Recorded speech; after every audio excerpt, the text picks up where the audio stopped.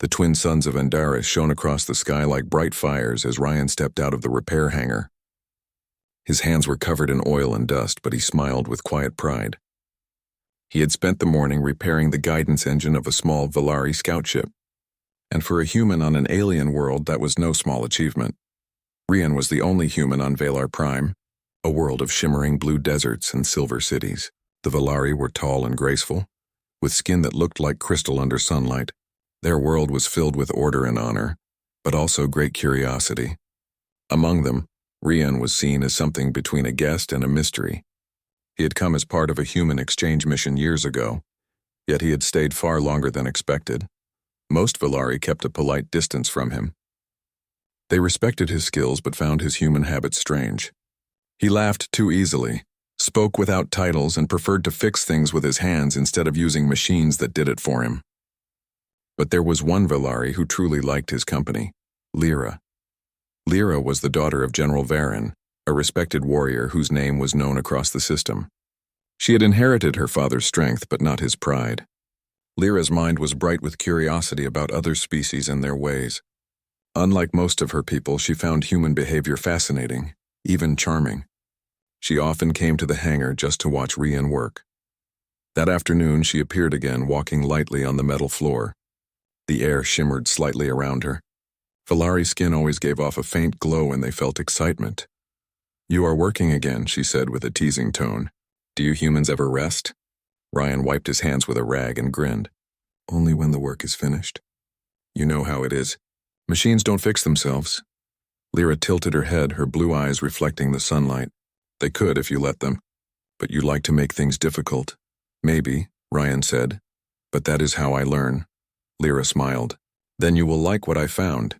She looked around as if making sure no one else was watching. Then she leaned closer. "My father is away on patrol near the outer moons. That means his house is empty. I want to show you something special. Something from the time before the War of the Stars." Ryan raised an eyebrow.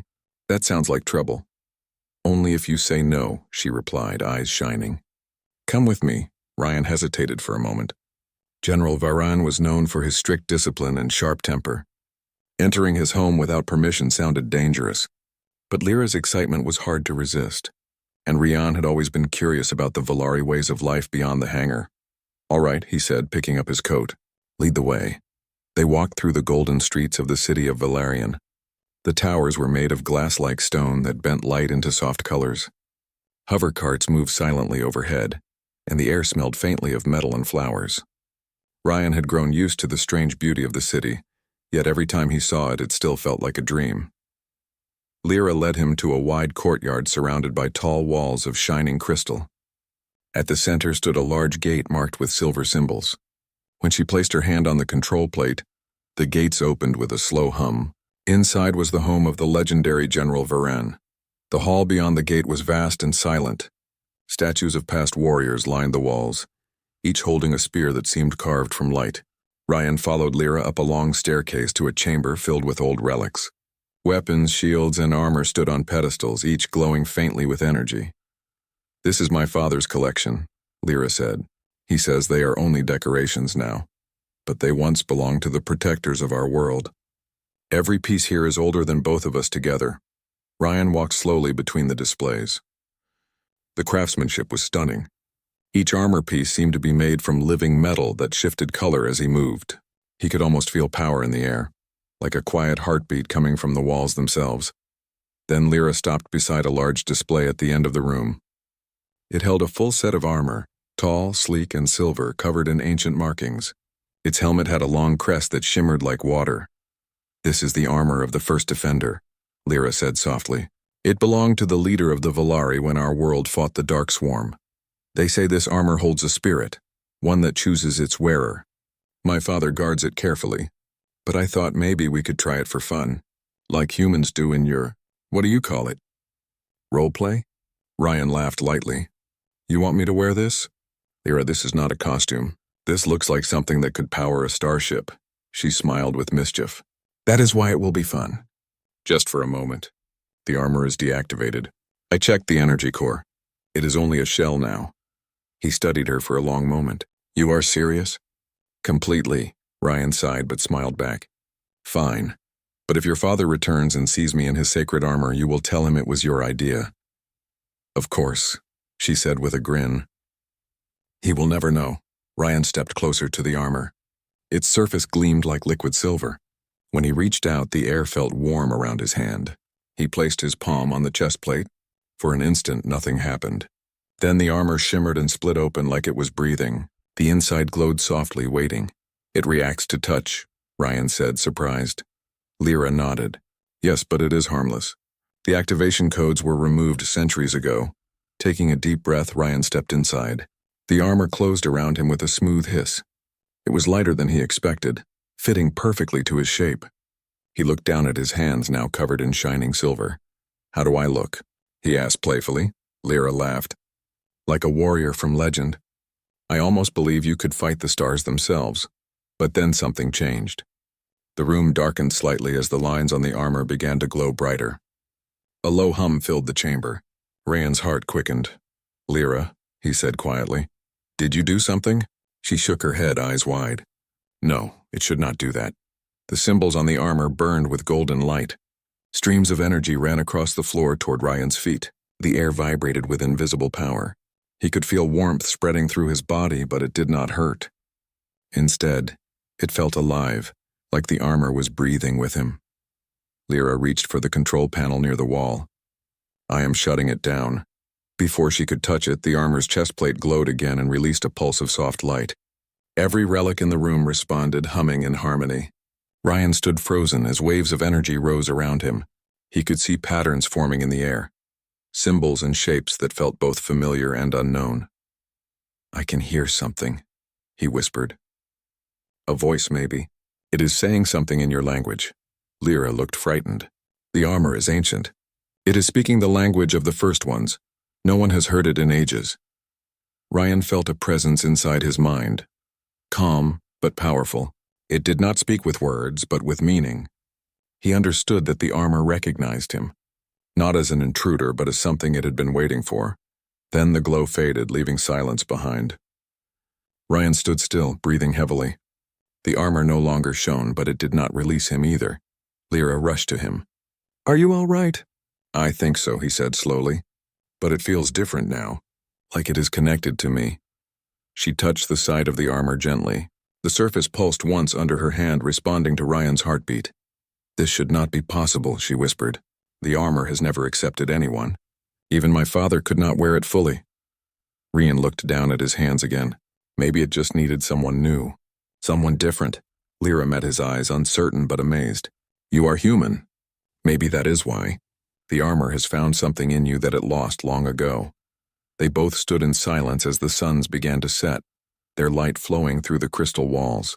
Neither of them knew what had truly awakened inside that ancient armor. But one thing was clear. The moment Ryan put it on, the history of two worlds had changed forever.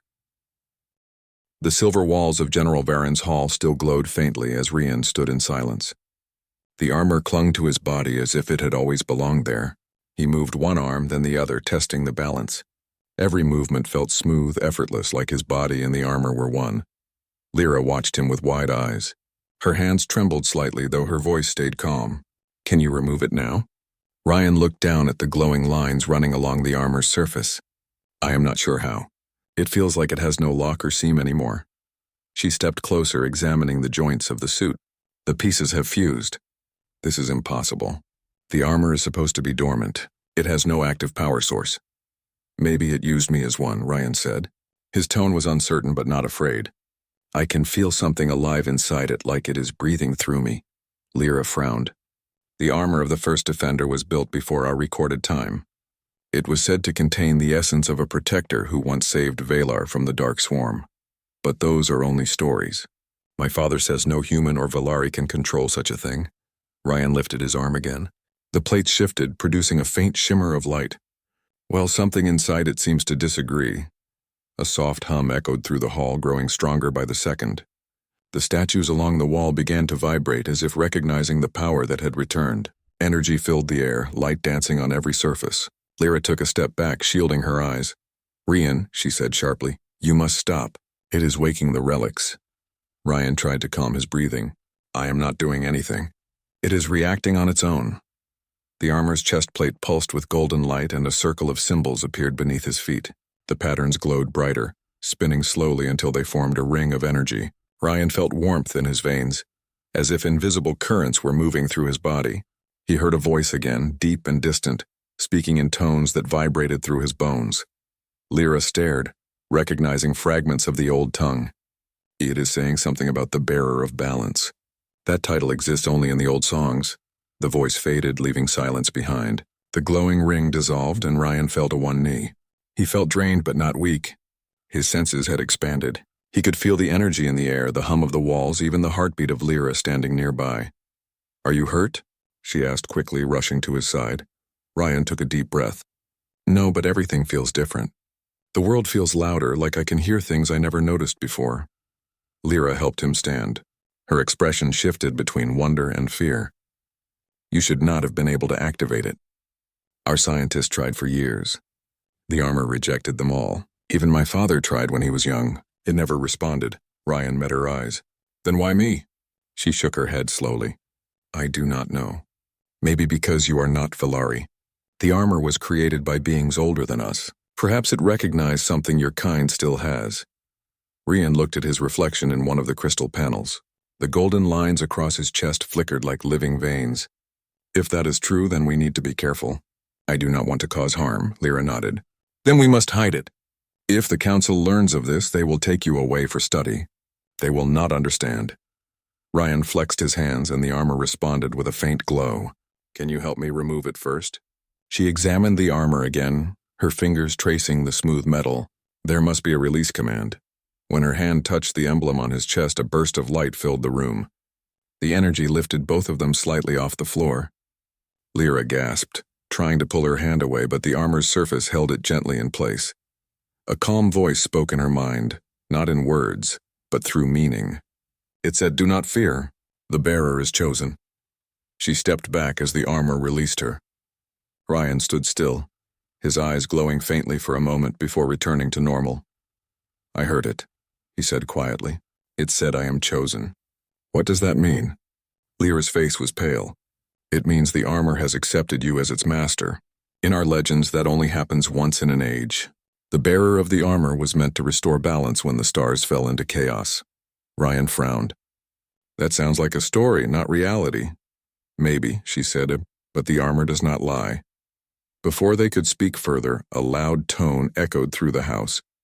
The wall lights shifted from white to red.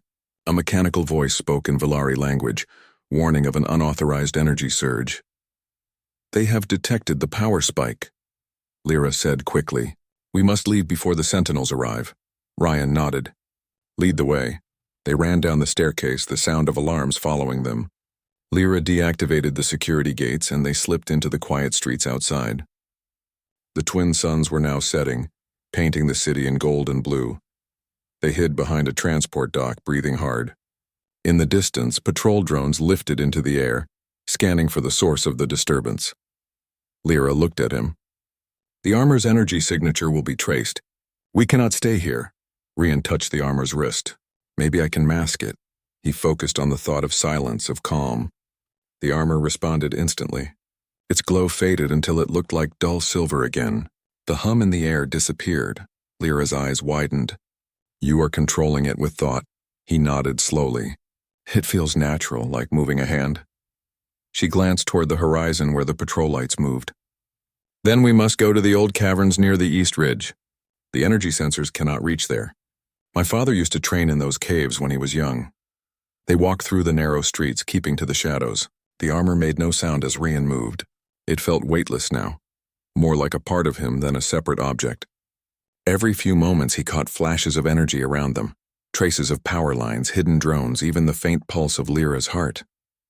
It was overwhelming, yet beautiful. When they reached the edge of the city, the smooth ground gave way to rocky plains. The stars had begun to appear in the dark sky. Lyra led him along a hidden path between sharp ridges. After a while, they entered a cave with walls that glittered faintly. Lyra touched a small device on her wrist, activating a soft light. "This place is safe," she said. "No one will find us here." Ryan sat on a stone ledge and looked at his hands again. "I can still feel its power. It does not rest. Lyra sat across from him, studying his face. How do you feel inside it? He paused before answering. It feels like I am connected to something larger than myself. I can sense movement far away, almost like the energy of the planet itself. It is not frightening, only strange. She leaned forward slightly. Maybe the armor is learning from you. If it truly sees you as the bearer, it might be adapting to your mind. Rian thought for a moment. What if I cannot remove it at all? What if I am trapped inside this? Lyra hesitated. Then we must understand it. We can go to the archives tomorrow. The ancient texts may hold answers. Ryan looked out toward the cave entrance where the two suns had disappeared completely. The night sky of Valar Prime was filled with thousands of stars, brighter than any he had seen on Earth. Back home, he said softly, humans used to dream of becoming something greater, of finding power that could change the world. But now that I have it, I do not know if I should be proud or afraid. Lyra smiled gently. You are not like those who hunger for power. The armor chose you because you still see strength as responsibility. That may be what the Valari lost long ago. Her words hung in the air for a long moment. Then the armor pulsed faintly, almost as if it responded to her thought. A soft light filled the cave, wrapping both of them in warmth. The hum was calm, peaceful. Ryan closed his eyes. It feels alive. Yes, Lyra said quietly. And it has chosen a human. Outside, the stars continued to shine, but far above the horizon, something stirred in the void. A dark signal awakening in response to the armor's power. Valar Prime slept peacefully, unaware that its history had just changed again. The morning light of Valar Prime crept across the rocks outside the cave where Ryan and Lyra had spent the night. The first rays touched the silver armor, making it glow faintly again. Rian was already awake. He had not slept much. The armor never let him forget it was there. It felt warm and alive, as if it breathed with him. Lyra stirred from her rest and looked at him. You have been awake for hours, she said softly. Ryan nodded. I can feel something new each time the suns rise.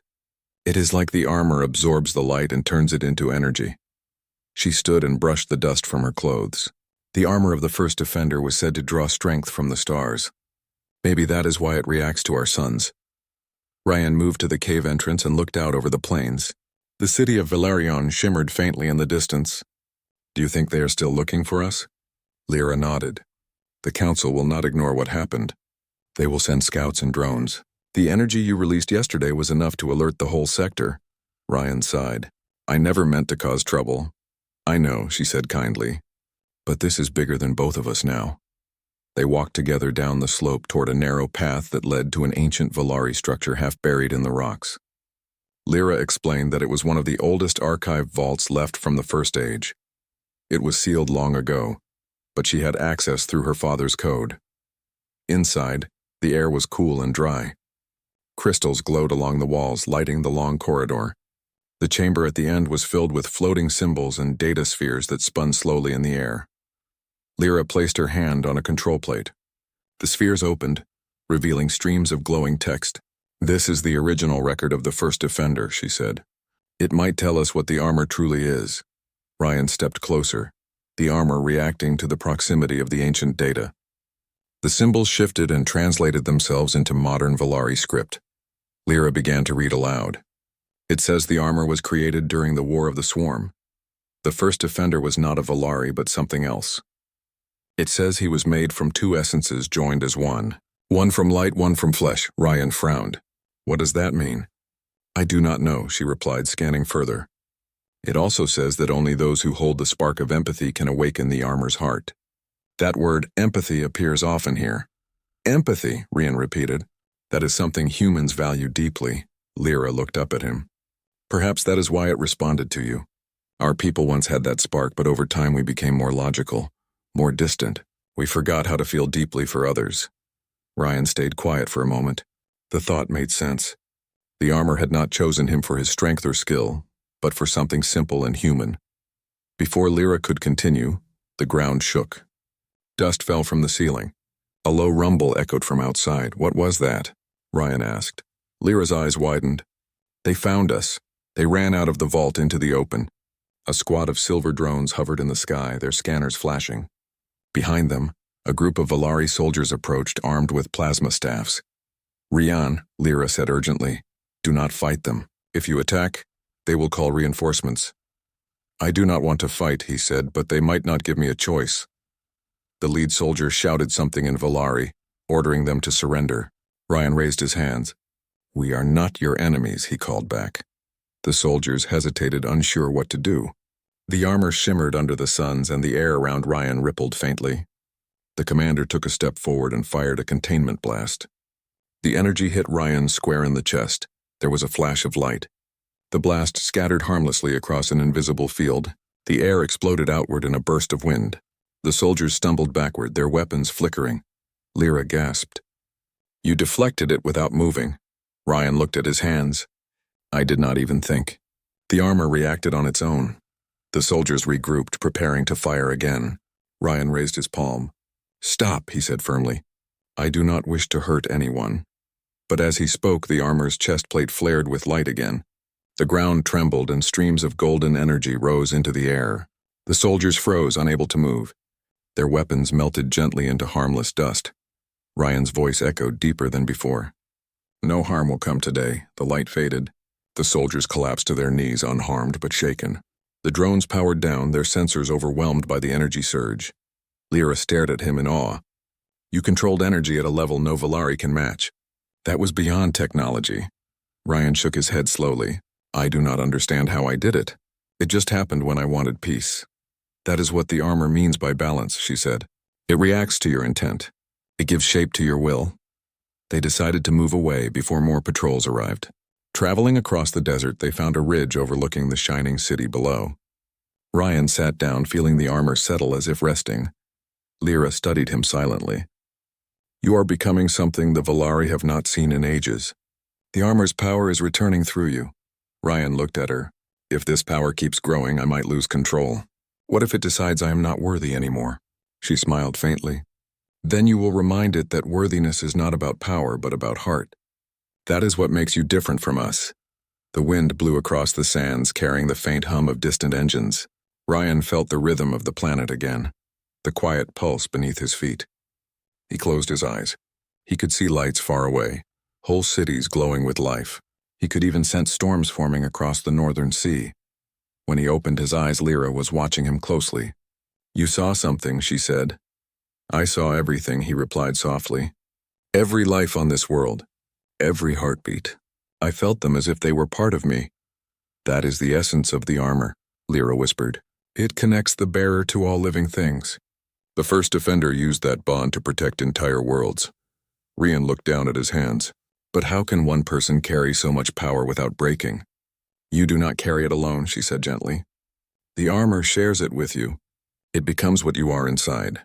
That is why it chose you, not anyone else." Rian thought about her words. The armor pulsed once, softly as if agreeing. He realized then that power was not meant to rule but to serve. As the suns began to set, they heard the distant sound of approaching ships. Lyra's expression turned serious. "The council will come soon. They will bring more than soldiers this time. They will bring the High Guardians." "Who are they?" Rian asked. "They are the keepers of Valor's law. They have their own armor, but it is incomplete.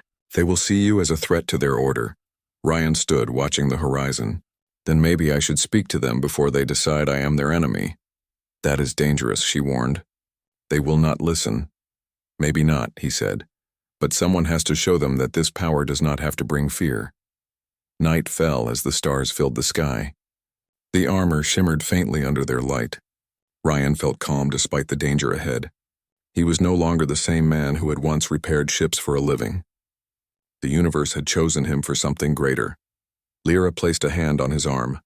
"Whatever happens, I will stand with you." He smiled. "I know." "Thank you, Lyra." Far above, the dark signal that had awakened earlier grew stronger. A massive shadow moved in the distant void, far beyond the reach of Valar's sensors. Something ancient had felt the armor's return and was now stirring from its slumber. Down below, Ryan looked toward the city lights. "Tomorrow," he said, "I will face them and show that humanity can bring peace, not destruction." The armor pulsed in agreement, its glow spreading across his form like golden fire.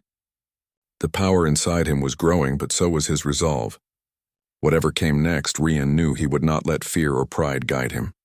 He would stand as both human and protector, the bearer of balance between two worlds, and somewhere deep inside the living armor, a memory awakened, a memory of another time, another bearer, and the promise that power was never meant to rule, but to protect all life that called the stars home.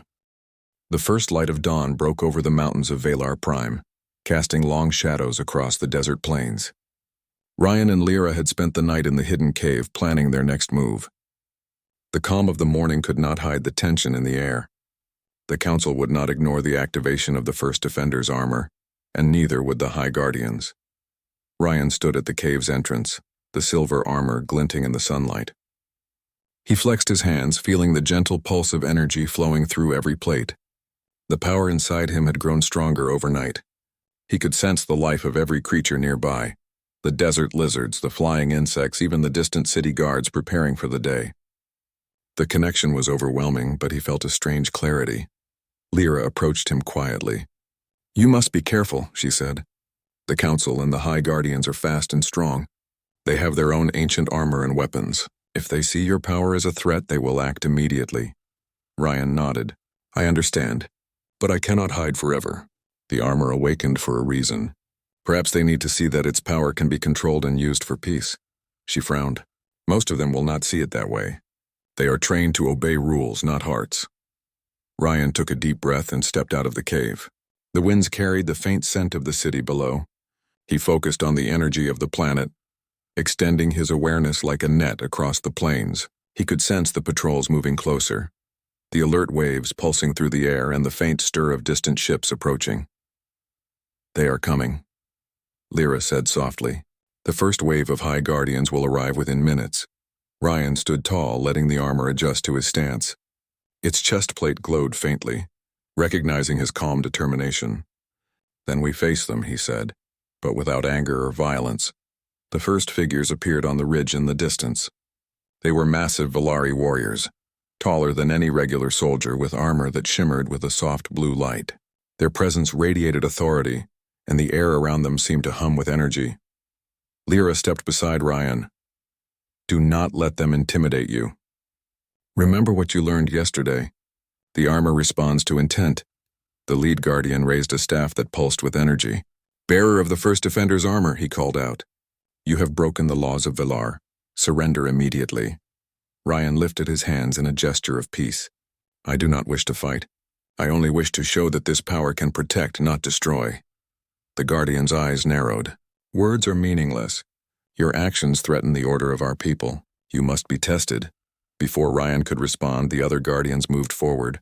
Their energy weapons glowed brightly, and the ground began to shake as they advanced in formation. Ryan felt the armor respond instantly. It pulsed with golden light, shielding him from the initial attack. The energy of the weapons bent harmlessly around him. The guardians paused, shocked at the sheer force emanating from the human wearing the armor. "Ryan," Lyra whispered. "Focus. Show them who you are inside." He closed his eyes and reached into the core of the armor. He imagined calm, balance, and protection for all living things. The golden light spread outward like ripples in water. It moved gently, touching the guardians without harming them. One by one, their weapons dimmed, their bodies lowering slightly as the power washed over them. Ryan could feel their fear, their training, their need to obey rules. But he also sensed doubt and curiosity forming in their minds. The lead guardian spoke again. "How do you command this power without anger or pride?" Ryan opened his eyes. "Because I do not see it as mine alone. The armor is alive and it connects to the universe. I only guide it and I only wish to protect." The energy around him shimmered. The guardians could feel the truth in his words. Their weapons no longer glowed threateningly. They lowered their stances, watching him carefully.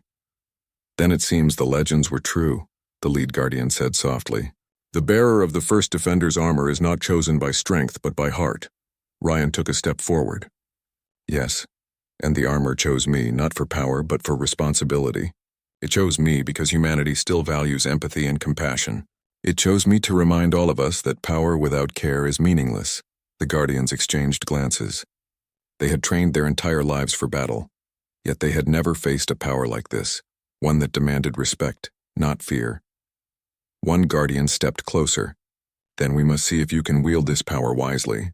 The trial of gods awaits those who awaken the first defender's armor. Only through trials can the universe test a bearer's heart. Ryan nodded. I accept. I will not harm anyone during this trial. Lyra placed her hand on his arm. I will be with you, she said. Even the trial of gods cannot match the strength of trust and friendship. The guardians formed a circle around Ryan. Symbols of energy appeared in the sand, glowing softly. The first trial began with a test of perception. The armor's hum grew louder as Ryan closed his eyes. He could see visions of distant lands, cities, and hidden threats. He sensed storms forming, creatures in danger, and energy flowing across Valor Prime. Focus on what matters, Lyra whispered. Ryan reached out with his mind, guiding the armor's awareness. He stabilized the visions, organizing them into patterns of calm. The guardians observed silently, impressed by the clarity and precision of his control. The second trial tested courage. Energy constructs appeared around him, taking the form of ancient beasts that had once threatened Valar. They roared and lunged, their movements rapid and precise. Ryan's first instinct was fear, but he remembered the lesson of empathy. He imagined the beasts as beings in need of guidance, not destruction. The armor responded instantly. The constructs slowed, their energy softening. Ryan guided them gently back into harmless light. The guardians watched in awe as he controlled forces that could have obliterated them with a thought. Yet he chose restraint. The third trial tested wisdom. The guardians projected illusions of great disasters, fires consuming cities, waves sweeping across plains, and enemies attacking the innocent. Ryan could have used the armor's power to erase the threats instantly, but he did not. Instead, he analyzed the illusions, predicted outcomes, and guided the energy toward solutions that preserved balance rather than causing destruction. When the illusions faded, Ryan opened his eyes. The guardians remained silent for a moment, then one of them spoke. You are different from any being who has worn this armor before. You do not seek glory or domination. You seek balance and protection. The final trial tested resolve. A shadow appeared in the distance, massive and dark. It pulsed with energy, responding to the awakening of the first defender's armor. It was a force older than the guardians, a remnant from the War of the Swarm. Its presence was overwhelming, and its intent was unknown. Ryan stepped forward, feeling the weight of the universe pressing on him. He could have fled, hidden, or used the armor to destroy the shadow, but he remembered Lyra's words. Power without care is meaningless. He raised his hand and focused all his intent on harmony, balance, and protection. The armor pulsed with golden light, merging with the energy of the planet. Streams of power flowed outward, reaching the shadow and calming its presence. The dark form trembled, then receded, leaving only a whisper of energy behind. The guardians and Lyra watched in awe. Ryan's calm had tamed a force that had existed since the time of legends. The lead guardian stepped forward, kneeling. Bearer of the first defender's armor, you have passed the trial of gods. You have shown that true power lies not in strength but in heart, intent, and wisdom. Ryan looked at the glowing armor and then at Lyra. This is not just my power, he said softly. It is the armor, the planet, and everyone who lives on it. I am only the guide. The guardians nodded, understanding the truth of his words. The energy around Ryan settled into a calm glow. The trial had ended, but the bond between him and the armor had only deepened. Lyra smiled, relief and pride shining on her face. You did it, she said. You passed the trial without harming anyone. Ryan shook his head gently. I did not do it alone. The armor chose me because I was willing to listen, to feel, and to act with care. That is what made the difference. The guardians dispersed, leaving Ryan and Lyra alone on the ridge. The golden light of the armor faded into a soft shimmer, blending with the rising suns. The desert plains stretched below them, peaceful and still. Ryan looked toward the horizon. The armor is awake. Its power is no longer dormant. But I know now that it is not meant for me to control alone. It is meant to guide and protect, to remind all of us that balance and empathy matter more than strength or fear. Lyra took his hand. Whatever comes next, we face it together. You have proven that humanity and Valari can stand united in purpose and heart. Ryan smiled, feeling the bond between them and the living armor. Somewhere far beyond the stars, forces older than the universe had stirred. They had sensed the awakening of the first defender's armor in the heart of the human who now bore it. But Ryan did not feel fear. He felt purpose, calm, and the quiet strength of someone who had faced the trial of gods and emerged not just alive, but ready to protect all life that looked to the stars with hope.